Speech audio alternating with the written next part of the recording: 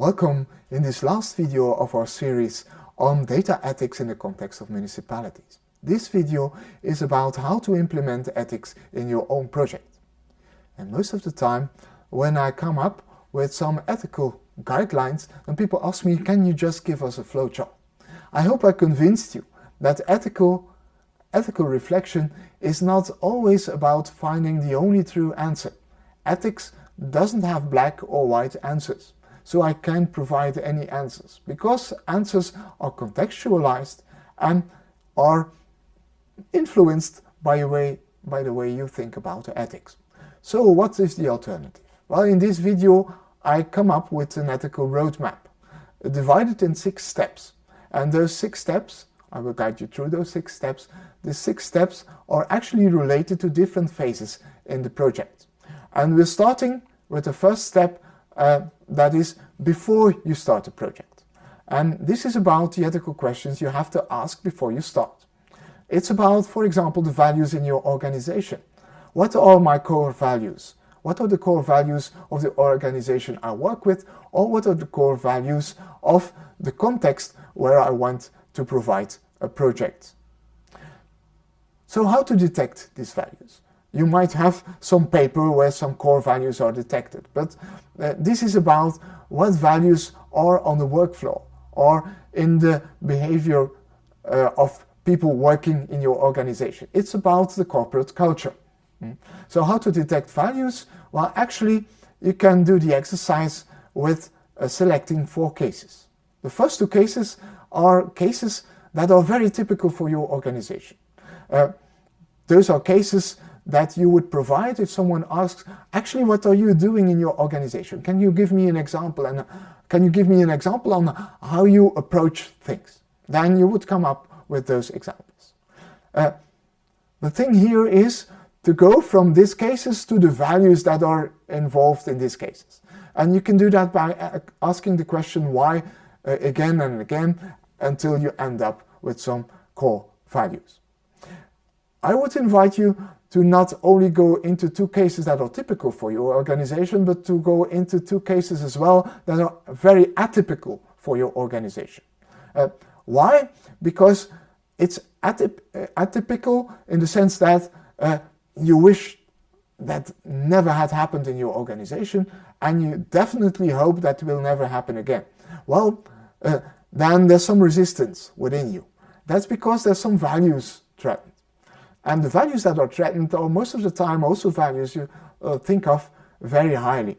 So those are also core values, or might be core values of your organization. So if you combine the 2 small exercises, then you come up with some core values. You don't have to have 12 or 40, but 4 or 5 values that are central for your organization. So if you start a project, then it's very interesting to incorporate these values. Why? Because the implementation of your project will improve a lot if you take these values into account. So it might be interesting to look in your own project for the ethical values that are improved and for the ethical values that are threatened. And that's why I added 2 questions on the right side of this slide. So maybe you're aiming for a certain value to improve, so it might be interesting to just map what you are trying to do. But the values that are threatened are as important as the values you're aiming for, because those are the risks and those are the elements you have to take into account while going further in your own project. So what are the relevant questions for step 1? First of all, can this project be justified towards the larger society? And how does it improve different societal goals? Second, which values are crucial for this project? And I did already put this question on the first slide, but it's a central question, I think, in this first step. Third, which groups are influenced in a negative way and how to minimize the impact? And you'll see that certain questions will come back in the next step. That's because some questions have to be asked a second and even the third time, because while dealing with certain with certain steps in our project, while going through the project, certain things might come back. So if I put here on the slide the question how groups are negatively influenced, you can ask that question first before starting the project, which is important, but you also have to ask it during the project. I come back to that later. The last question, the same. How to communicate about the core values towards stakeholders and citizens. This is the communication about the values you're aiming for, but there will be at the end at least the question to communicate about the values that were achieved with your project. Okay, step 2, data collection. So your project, you have an outline of what you want to do, you need data. And there are actually two ways. You can collect the data yourself, or you can use an existing database.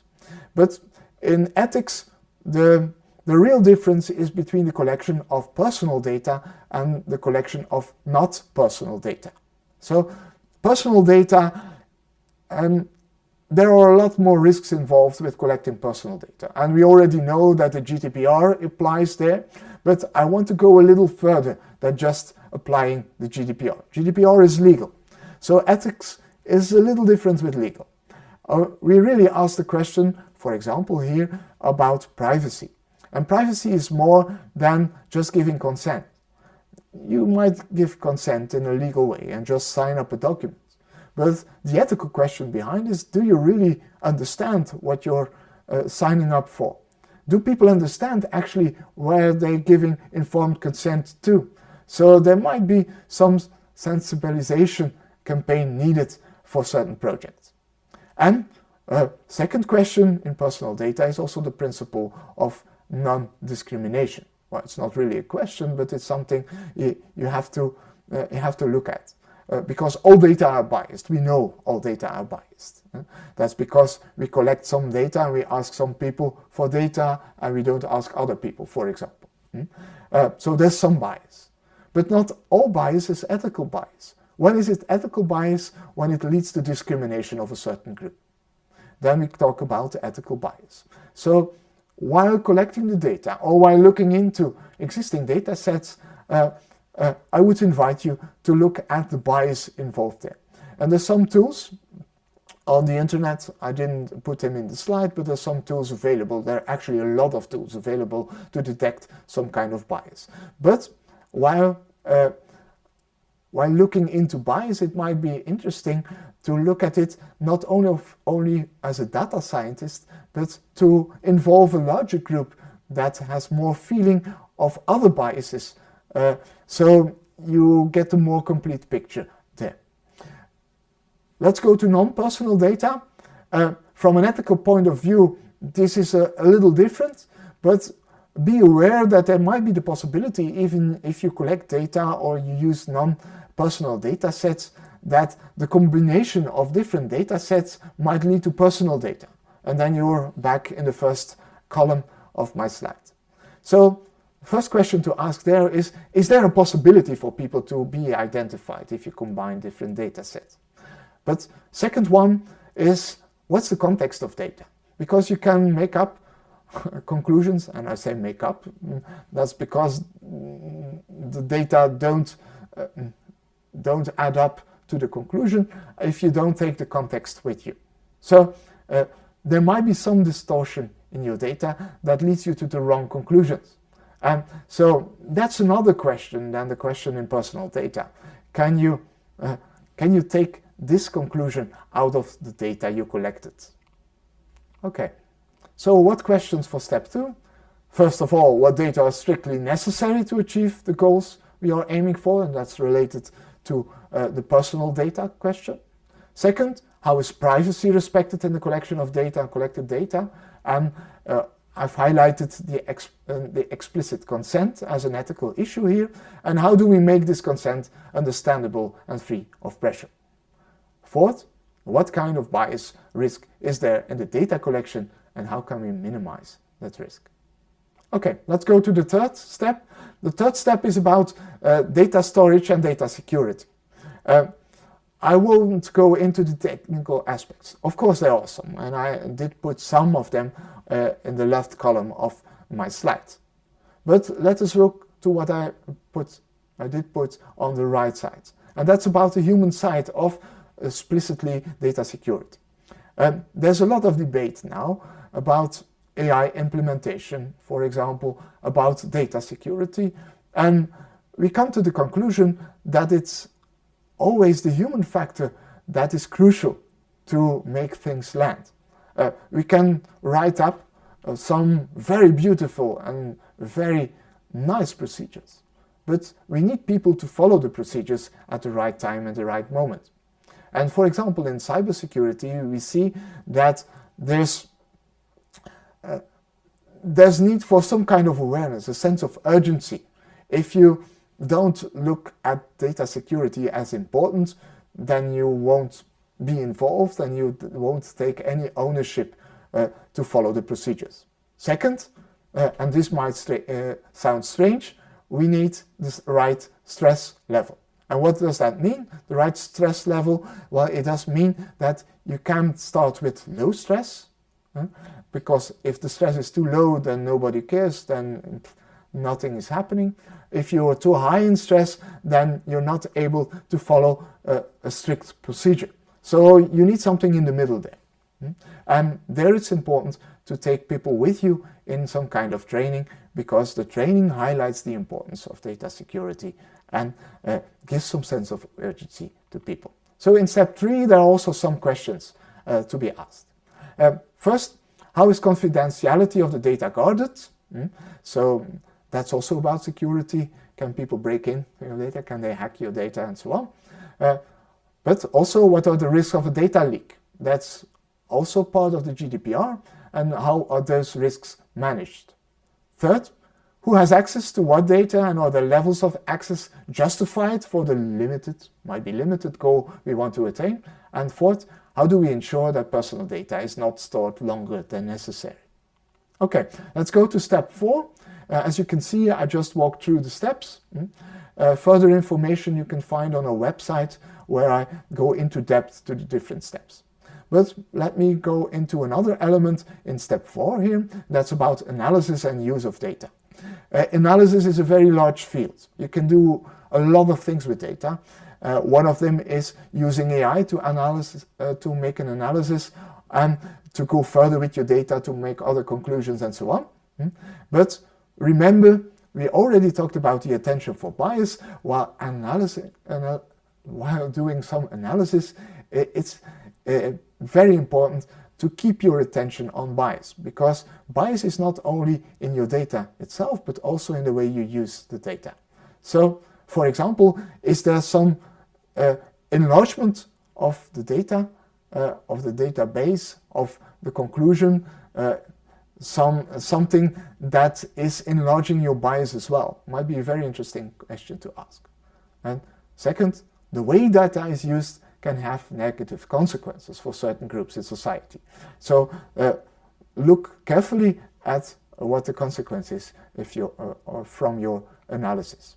Okay, questions for step 4. First of all, is the database you use representative for all relevant groups involved or affected? Second, what bias can be reinforced by the analysis or uses of the data, and how to limit the risk? And third, how can you communicate the results in a transparent way to the stakeholders? And I come back to that communication in the 5th step, because the 5th step is about sharing and publishing our data. So, what to take care of? I limited myself to some questions here. First of all, of course, if you share the data, if you communicate the data, the question of identification comes back. So can individuals be identified with the shared data? Second, how do we prevent the misuse of data by third parties? If we share the data, then those data can be used for other purposes as well. That might be not allowed, even by the GDPR, but at least it's something we have to look into. Third, is the goal of sharing data justified and in proportion? Yes. So this question is most relevant for personal data, but might be an interesting one.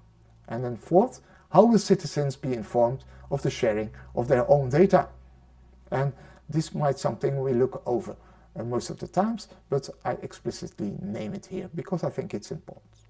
And then sixth and last step is the evaluation. And there also I asked some questions. Of course, there's the obvious questions: did we achieve the goal of our project? And if not, why? I would add up, did we achieve the goals or the values we were aiming for? Then it gives a little ethical color to the evaluation. Second, what was the feedback we got from the stakeholders? Because they also had values they found important. Did we add up to those values, or did we actually conflict with those values? And how's the feedback? Yes, how do we take this feedback into account in upcoming projects? Because ethics is also something you can grow in.